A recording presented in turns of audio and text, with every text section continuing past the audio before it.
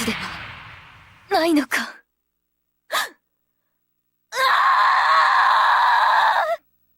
12 years. It took 12 years for anyone to legitimately see this screen. Who you just saw get turned into space dust is Inbachi. She is the true last boss of Cave's arcade swan song, Dodonpachi Saidai Ojo. And what you're seeing right now is her final attack. It's a brutally fast and dense bullet pattern. When she's sending the pattern off, she exclaims, "Shinugayoi," which roughly translates to, "It's good to die," or "You're better off dead."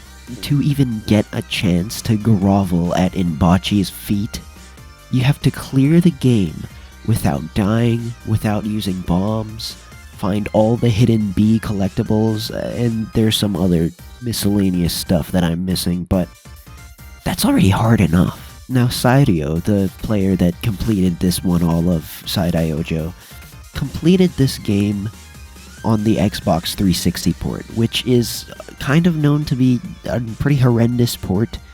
Maybe not so bad, but the input lag fluctuates between 4 and 5 frames. The original arcade release should be at optimal conditions 2 frames. The trade-off of playing on the Xbox 360 is that you can practice as much as you want without going to an arcade. I'm sure you might be asking, why doesn't he just use emulation?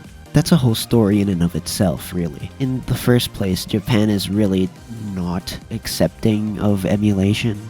But if I remember correctly, the ROM wasn't extracted until early 2022 or late 2021. And even then, it got released as a ROM hack. While it didn't change the gameplay, it did resprite and recolor a lot of the sprites. Like, I'm pretty sure your dolls were Hello Kitty and Knuckles, your operator was Garfield, and the final boss was Sans. A little while later, they did release the ungraffitied ROM, but that was just an odd time to be a shmup fan. I wasn't sure whether to be... no, I was so excited, but... fucking Sans. But yeah, fast forward not even 3 years later, and the game has been beat. Now Sairyou himself says that this is not over until he finally beats Inbachi on an arcade cab. Ikeda himself, the director at Cave, well, he came out of his cave and congratulated Sairyou for this amazing achievement. And I think you should too. Mainstream gaming media is most likely not going to cover something like this, so please, I'm going to link his video down below. Give him your congratulations, and just watch that run.